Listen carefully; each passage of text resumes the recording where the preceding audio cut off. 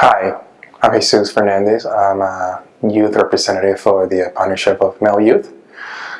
The way I was involved in the non-for-profit organization was I was introduced by Dr.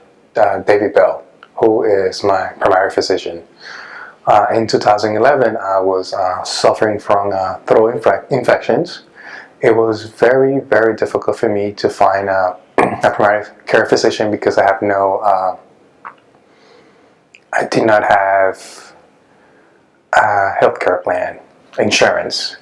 So I went to the ER of New York Presbyterian Hospital, and specifically, as I quote, they told me, "Hey, but you're actually fine. What you need to do is just go to the clinic and they'll take care of you." When I went to the clinic, they told me, "Hey, but you don't have an insurance, so we cannot take care of you." So by going back and forth to the hospital and to private clinics, I was told to go to the Young Males Clinic in Audubon, Washington Heights.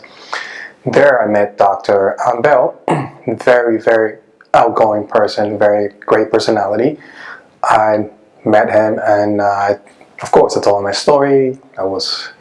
I had some financial difficulties, didn't have any relationship with a good relationship with my biological mother. My dad was never in the picture, biological dad was never in the picture.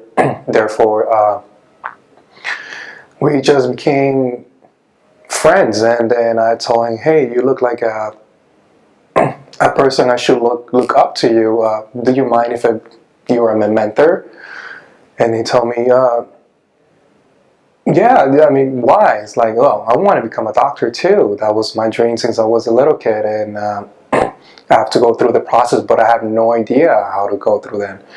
And then he advised me, and then we kept together a relationship. So every time I used to go for every 6 months for a regular checkup, because I was born with a heart murmur, so I was always afraid of something happening to me. So I was paranoid, even though I was fine. I just wanted to go there and make sure I was fine. So eventually we developed what is a close relationship between the patient and the primary care physician. There was one day I run into him into the train in front of Columbia University in Manhattan. And he's like, "Hey, Dr. Bell, how are you doing?" It's me. He's like, "Yeah, hey, Jesus, how's it going?"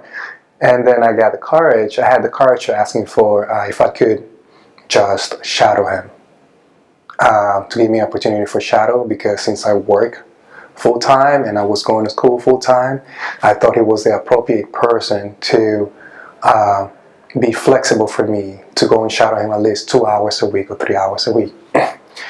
He told me yes, and then a couple of weeks after I follow up with him, he explained to me that unfortunately I was not going to be able to shadow him because he had two medical students that were actually doing a fellowship with him.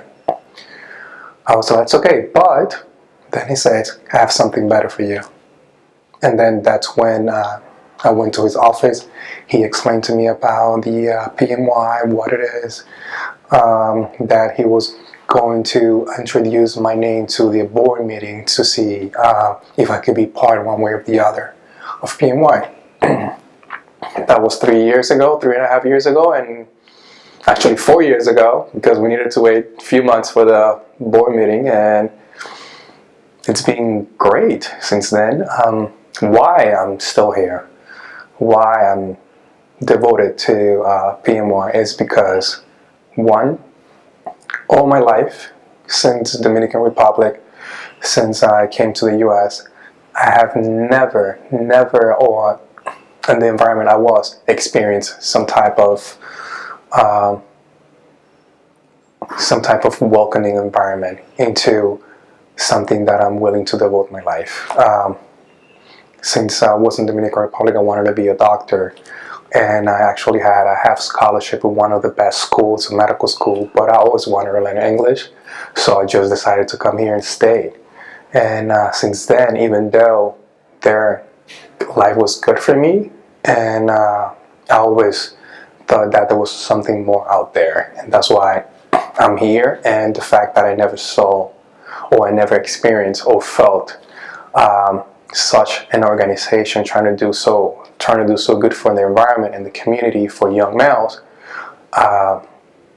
make me stay. And besides that, I want to devote my life to medicine, give back to the community that actually shaped me one way or the other to the man who I am. It's another thing. It's another reason why I keep coming to the PMY. I keep wanting to be part of it, and if the organization permits me one way or the other to be part forever of the PMY, because I believe PMY is not only a non-for-profit organization, but it's also a legacy that needs to be continuing over the years. Because I'm a first-hand person and young male that actually experienced what is the lack of information, the lack of primary care, the lack of knowledge, and being a Hispanic, I would say the lack of not showing your feelings makes me just want to be part of this forever.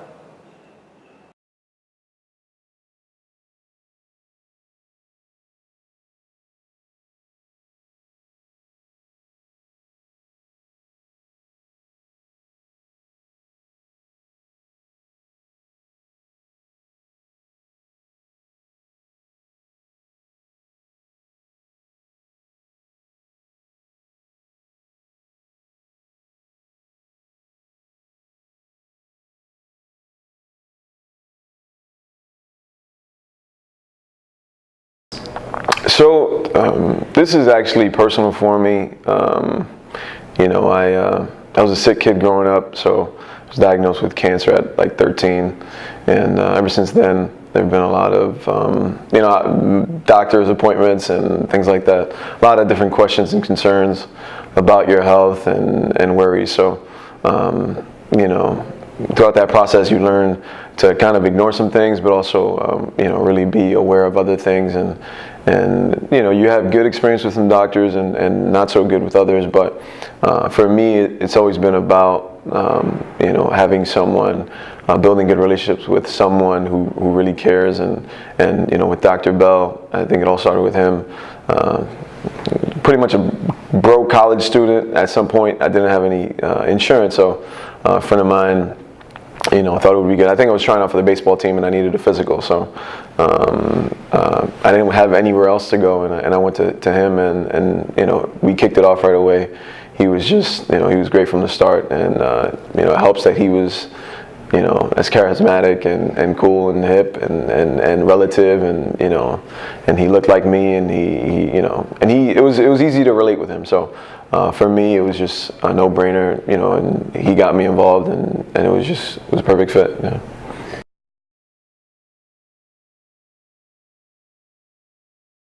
Most definitely. I mean, I'd like to think I'm open anyway, but to understand the need to be more open and to be more conscious, not just for yourself but for others.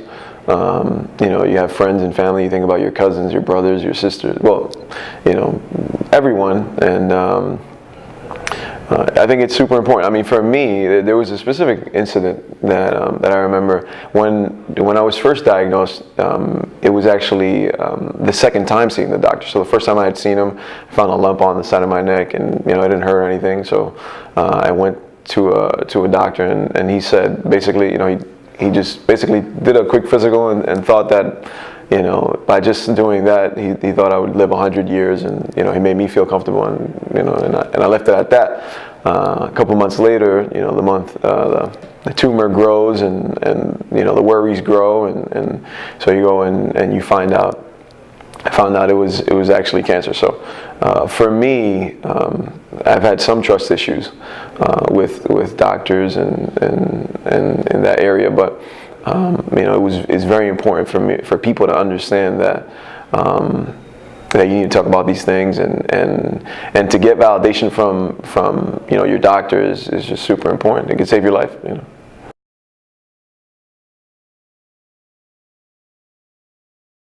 Well, I mean, so many things. Speakers were great, but you know, it is a world issue. It isn't just the Bronx, or it isn't just New York, or even underrepresented minorities. I mean, it is a male issue as well. We don't like to talk about those things. They're hard conversations to have. They're a part of our, subcultures and family structures and things like that. So for me, being a Dominican American, first generation, you carry around a lot of baggage and a lot of different things that you don't even realize. But it was really good to see how, despite being different from other people in different ways, the same problems recurred. So, and it was good to relate in that way. I mean, there's a lot of awareness and exposure and education that happens in these places and these conferences, and you can find ways of how to help and how to do your part really to help that cause.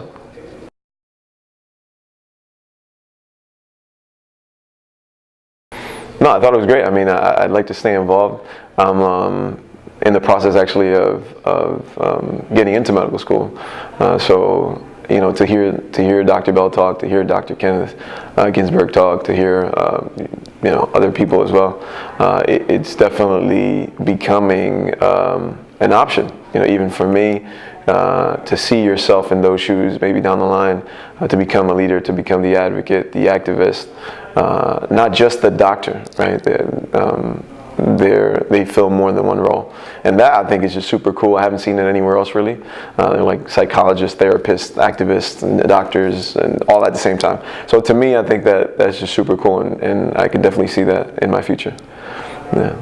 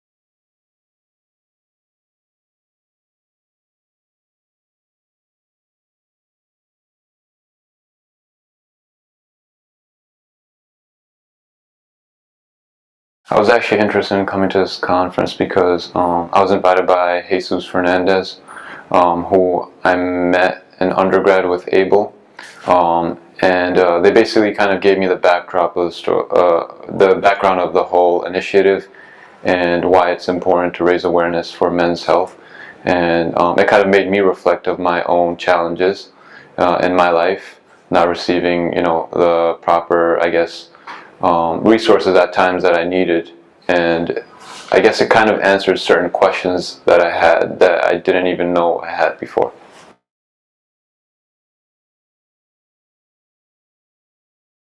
I guess being a part of this conference so far, it's kind of opened my eyes to a lot of the challenges that I've had, and it's made me realize that I'm actually not the only one with these types of challenges.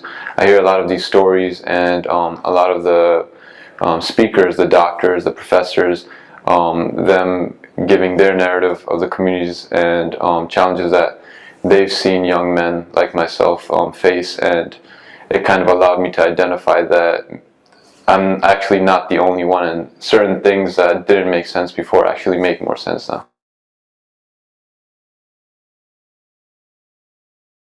Absolutely, yeah.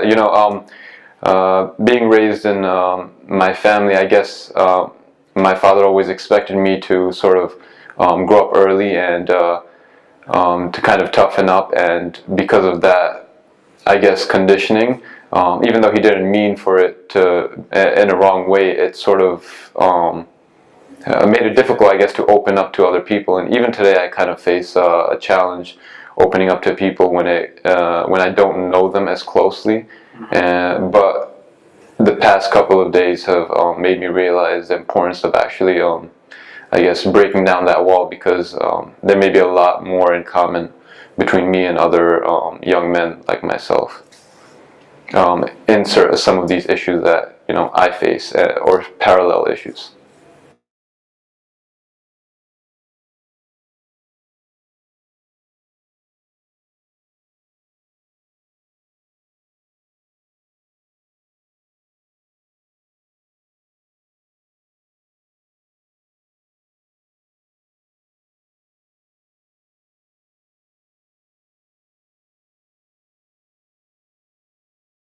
I come from the Bronx and I work for a similar, not so much similar group. I'm very involved in healthcare. I'm very involved in medicine. So I try to find groups that have similar interests as me. Volunteered for a group in the past called the Bronx Community Health Leaders, which is based in Fordham Road of the Bronx.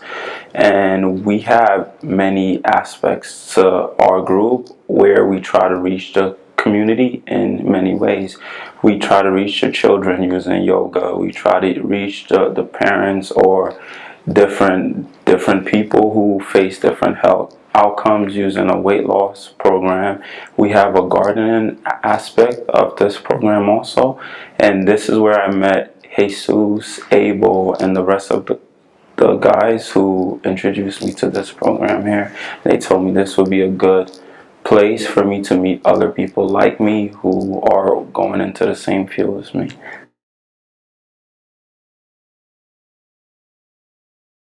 Coming from the Bronx, I had always been aware of the health disparities that existed in the Bronx. For example, the Bronx has one of the highest rates of asthma in the United States and also in New York City as well. And that rate is specifically concentrated in one area, which is the South Bronx.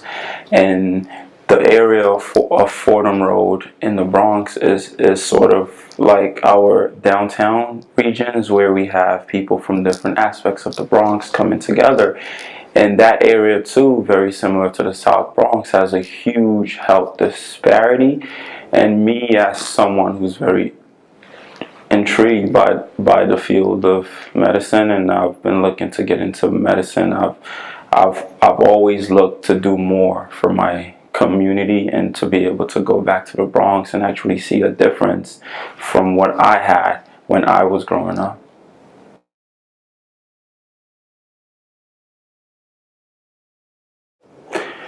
One thing that I have learned from this program is if you want to reach people, you need to build relationships. So I remember certain people talking about we can use social media, but then they followed that up by social media is just the means to pull attention to this program.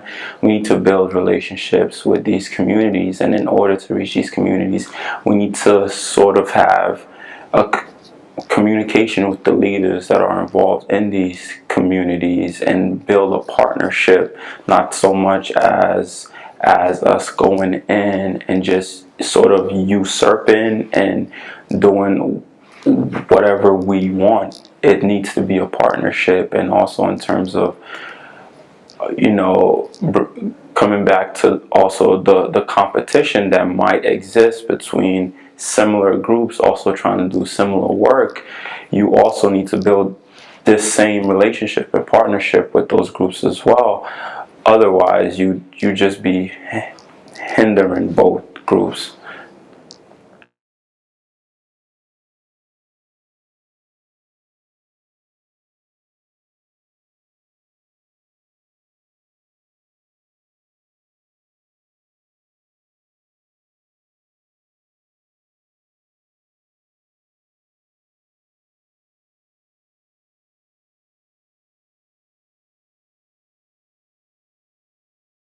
For one, I think it was a great initiative. I think the reality for America is a lot of health professionals, a lot of individuals don't really focus on adolescent young males' health. Also, I was told about the program by Abel, who we did a program called the Bronx Community Health Leaders Program, and he really asked me, "Have you ever experienced something in the health system that really got you interested in this whole initiative? And I said, for me, not specifically, but at a young age, I was diagnosed with hypertension. And at the time, I had an interaction with a doctor where he was a very good doctor, but he said maybe it's due to the way you're living your lifestyle, or the way you're doing something, or something of that nature. I didn't really feel a good connectedness with that doctor because of that reason. Because he didn't say, maybe it could be to something else, or maybe it could be something genetic, or whatever the situation may be. So I really felt like having my perspective in this given engagement would have been highly important.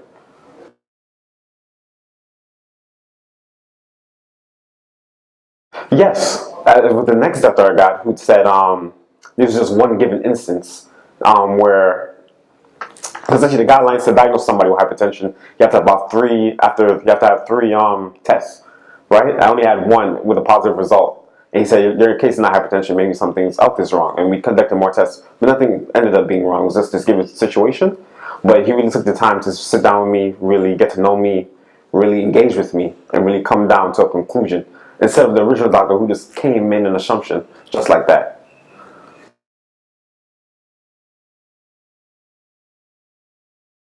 That, for one, this is a real national issue. I really thought it was localized to, say, a certain type of people, racially, or a certain type of demographic. But this conference really taught me that it encompasses almost all demographics, all different types of people from all different walks of life. Yes, we're differentiated by certain social factors or racial factors, but it's a common problem affecting all of the United States, and essentially the world too. Because in the conference, we heard from Gary, I forgot his last name, but he's the chair for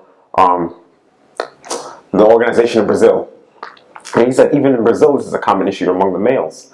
And I said, wow, this is actually a global issue also. And also, the meeting also taught me that it's not just a male problem, it's also a collective issue. That societal standards upon men, that needs to change. So it just showed me that it's multifactorial in nature. It's not just unison, essentially.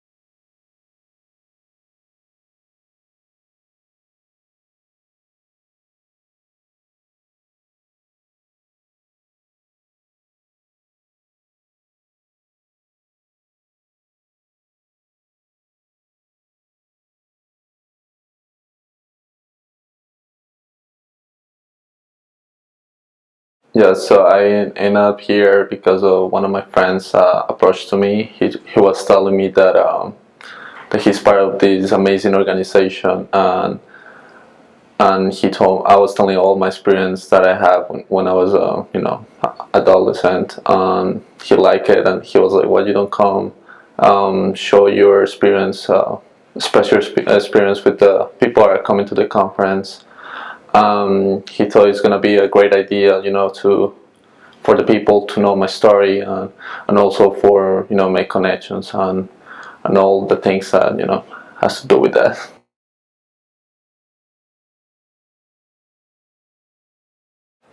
So I'm from Colombia. I came to the United States in 2008. So basically this week was like my 10-year anniversary. So it's first decade I spent here. 5 more years, 6 years. I actually forgot. I'm gonna start living more here than in my home country, which is I don't know how it's gonna feel, but it's gonna feel weird for sure. I'm from Cali, Colombia. Like I was saying, Colombia. I used to live in a really, really bad neighborhood in Cali, one of the worst. I lived with my parents and my brother, and the area was just bad. Like every time it was like gunshots, people getting killed. I remember my mom was telling me like, I was asking like, so are we in a really bad economic situation? And she's telling me, Michael, if we're drinking dark coffee, that means we don't have money even to buy milk.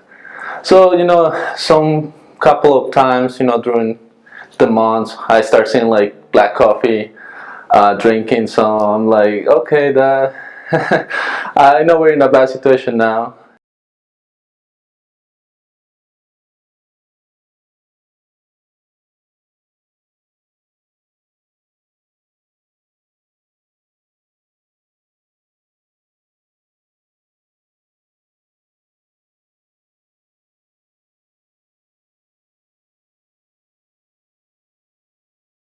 um, Jesus told me about this conference, and I was like, I'm really interested, and yeah, that's what brought me here, and I just wanted to help out.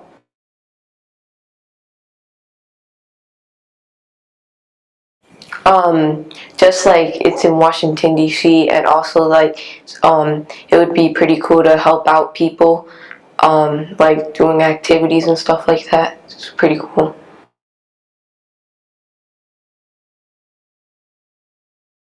Yeah, I know how to like work with groups better, because before I always used to get like mad or upset if somebody said something wrong or something like that I didn't like, but now I know how to deal with that. I can actually stay there and talk. Like I have a good group. Like we talk a lot. I like this group.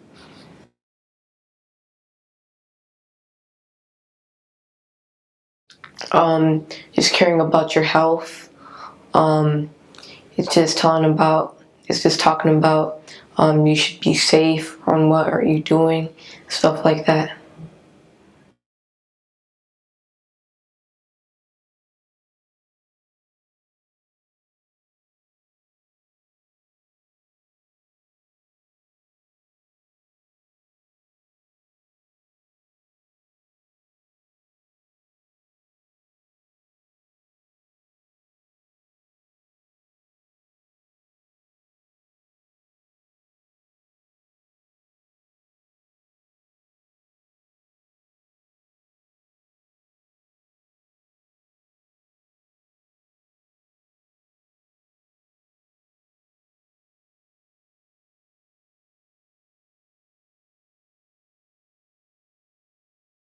My cousin-in-law Jesus is he's one of the head counselors here. Works at New York, and I'm here to, I guess, give my view on my mental and physical health as a young male athlete at the University of Connecticut. So I have a kind of an insight on, I guess, to help with the aspect of male health and my ability to like access myself and the doctors that are there to help me, and yeah.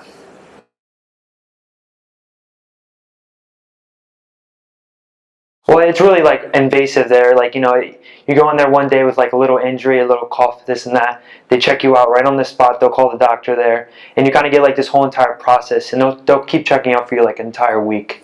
So it really helps with your mental and physical health there.